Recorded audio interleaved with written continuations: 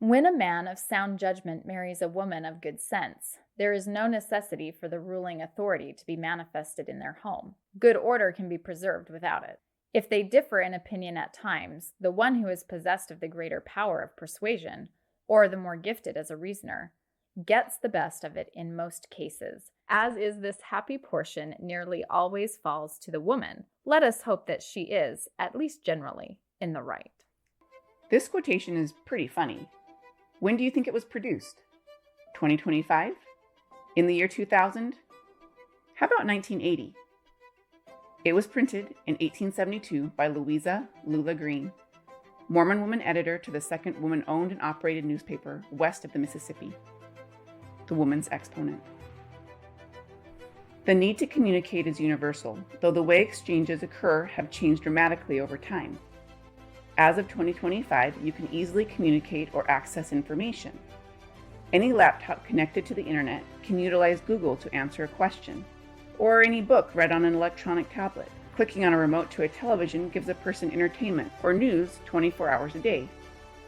If you need to have a conversation with anyone, anywhere in the world, a quick text or phone call on a device is usually in your pocket. It has not always been this easy to contact other people or find out information. 150 years ago, a person was limited to a newspaper that was sometimes weeks or months old to find out what was going on in the world or even express an opinion. If you had money, you could buy a book, and if you were really wealthy, you may even have a telephone to call someone very near you. While newspapers and books were readily available in the later 19th century, a limited number of people were writing books and fewer published newspapers. So written perspectives were, myopic. When it came to the woman question, white, elite men, and a few women shaped the ideal for true womanhood, which meant that prescriptive literature did not equate to the reality of women's lived experience. To alter this master narrative, marginalized populations had to carve out a space in the public sphere's printed culture. The American print culture marketplace focuses on American women readers when Sarah Josepha Hale edited and founded the Ladies Magazine. 5 years later, Hale's magazine transformed into Godey's Ladies Book. Wait, so if historical women had to fight to be heard and seen, then who wrote the records that are in the archives that we traditionally associate with historical research and the general knowledge of the past? Well, for the most part, elite men and sometimes women. Well, then who made the decisions on what records to save and where to put those items? Elite men, sometimes women. This informational preservation pattern is disturbing and reductive of the archival process, but overarchingly true. The fact that many historical people's voices are silent and the reality of historical lives may be significantly different than what we actually imagine literally stopped me in my tracks. As researchers delve beyond official archival sources, they are finding that our view of the past has been solidified and curated by prescribed literature or people's idea of how the world should be, not necessarily as it was. I have always been fascinated with authenticity and imagined the amazing possibilities of time travel. And while this isn't physically possible, it is intellectually available, but you have to be creative. The discovery of unfiltered historical realities can sometimes be jarring and, really sad. In my search for silences in the archives, I discovered the Woman's Exponent. This newspaper is an example of marginalized women populations in an isolated Western territory seeking for self-determination on their own terms. After anti-polygamous novels grew in popularity, the National Republican Party platform coupled polygamy and slavery as the twin relics of barbarism. Anti-polygamous criticisms in the American print culture depicted Mormon women as hypnotized, weak, poor and oppressed, uneducated, uncultured, and in the need of rescue. Church and community leaders believed that they needed to wrest control of the master narrative and change defensive tactics. Editor of the Salt Lake Herald, Edward Sloan, believed, because Mormon women had long exercised the right to think and act for themselves, they should claim the right to speak for themselves through a potent medium. He proposed a women's column, but his partner, William Dunbar, rejected the idea. So, Sloan proposed the idea and a prospective editor to Mormon prophet Brigham Young and Eliza Snow, head of the church's women's organization, the Female Relief Society. The two leaders agreed to Sloan's proposal and encouraged him to write to the young woman he had in mind for the editor position. Lula made a mark on Sloane's radar after she was recalled from the University of Deseret to travel back to Smithfield, Utah to take care of sick family members. She didn't have money to travel, so she stayed up all night writing poetry in hopes of selling her prose to the Herald. Sloane gladly paid her $7.50, and Lula left for Smithfield, never to return to university life. Born during a 1949 cholera outbreak in Canesville, Pottawatomie County, Iowa, Evan and Susan Green never expected their blue-eyed daughter Louisa, or Lula, to be anything less than independent in mind, body, and spirit. The Green family traveled from Iowa to the Salt Lake City Valley in 1852 to settle in Smithfield, Utah. At 22 years old, Lula was frustrated, living in Smithfield with her family, and was going nowhere fast. She had tried teaching school, but it wasn't for her. How do I know? Because her journals told me. Women's history is fun, fulfilling, and sometimes super frustrating. It is kind of like a puzzle where half the pieces are missing and the quarter of the pieces you do have are ones you scrounged up from the junk drawer.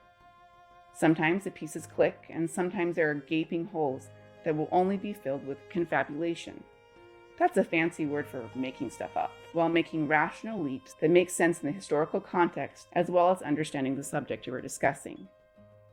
For Lula, her journals discuss being frustrated with her charges and wondering how anyone could be stuck in a room with young children for so long, though she did enjoy the intellectual stimulation of teaching and discussing ideas. It was during this time that Lula wrote several letters to her great-aunt Eliza. In April 1871, Snow replied, "To be sure, while unmarried, one cannot be fulfilling the requisition of maternity.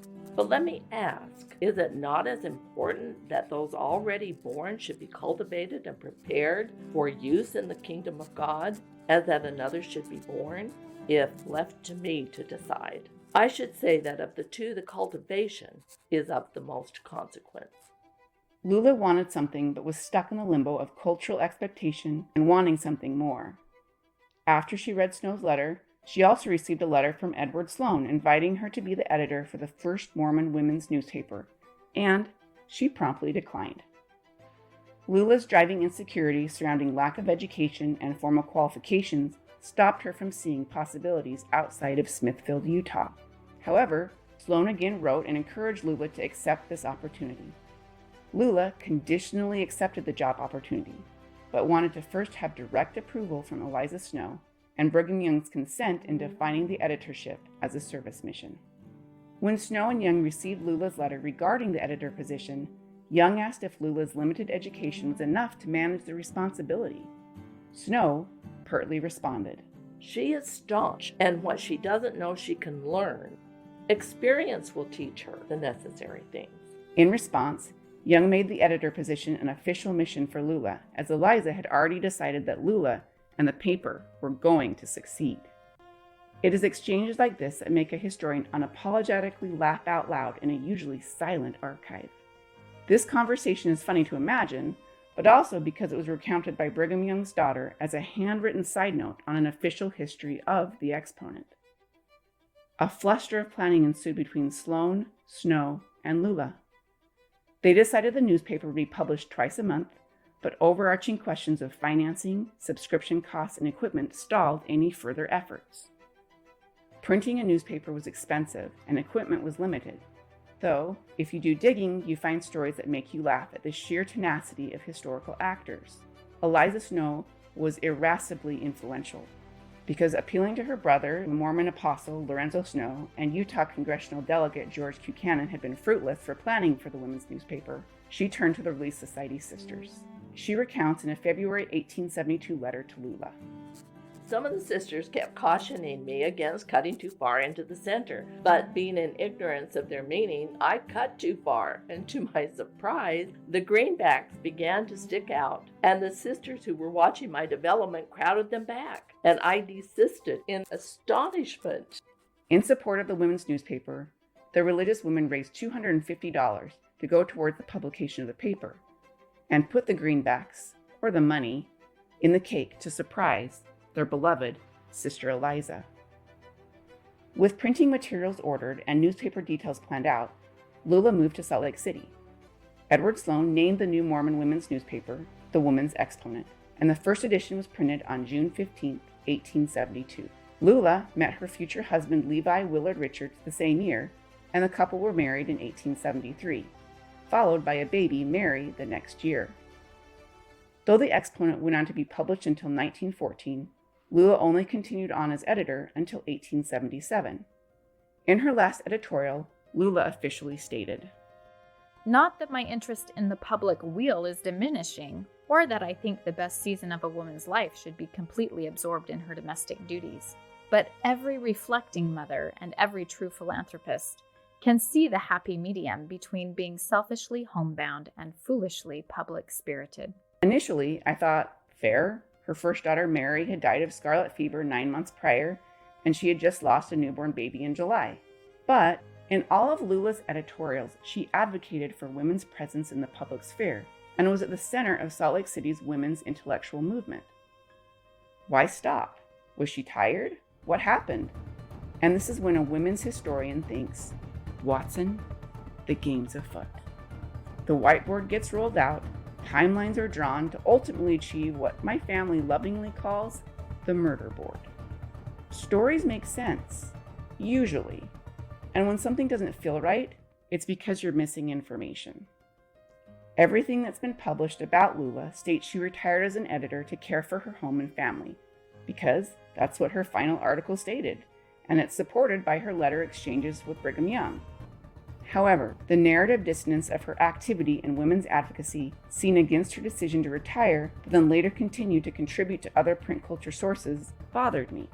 The tough thing, especially in women's histories, is that the old journals are thrown out, letters are lost, fires happen, and sometimes people just don't have the time to write down each part of their lives.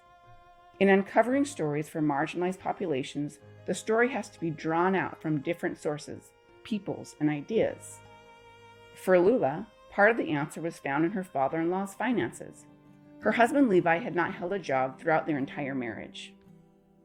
He contracted smallpox in his early 20s while in England, and comparing the pictures before and after England show evidence that he underwent something traumatic. This sickness continued to hinder his eyesight throughout his life, and I believe degraded his cognitive abilities. My assessment mirrored Lula's opinion of Levi in letters to her family as Levi and Lula were dating. "I have doubts as to the relation of my cousin's manifest character, and do not think I can mold Levi's traits more to my liking." However, she was 24, and in 1873, this was a big deal. Her family convinced her it was time to take that marriage step, and I think that she and Levi grew to love each other. They had a beautiful family, but when Levi inherited an 1877 estate that in 2025 dollars amounted to $1.1 million, it may have added to Lula's desire to step back from the exponent so she would have the opportunity to mourn her children, write, and publish at her leisure. Unfortunately, the affluence didn't last, as family tradition recollects that after a real estate meeting, Levi came home and declared, "The investors and real estate agents got the best of me. They got everything." The Richard family income vanished. By 1898, the Levi and Lula Richards family were again living on Lula's writing commissions because Levi was either incapable or unwilling to work. Lula was lauded as a valuable editor because she reported the news without personal bias, understood the limitations of the newspaper, but made it an attractive product for subscription, and actively conveyed companionship and community through the Woman's Exponent. The paper's pages preserve a 19th century women's perspective and provide a unique insight and understanding to how marginalized religious women counteracted mass American cultural derision while articulating self-determination. Special thanks to the voice actors and friends and family that helped this production.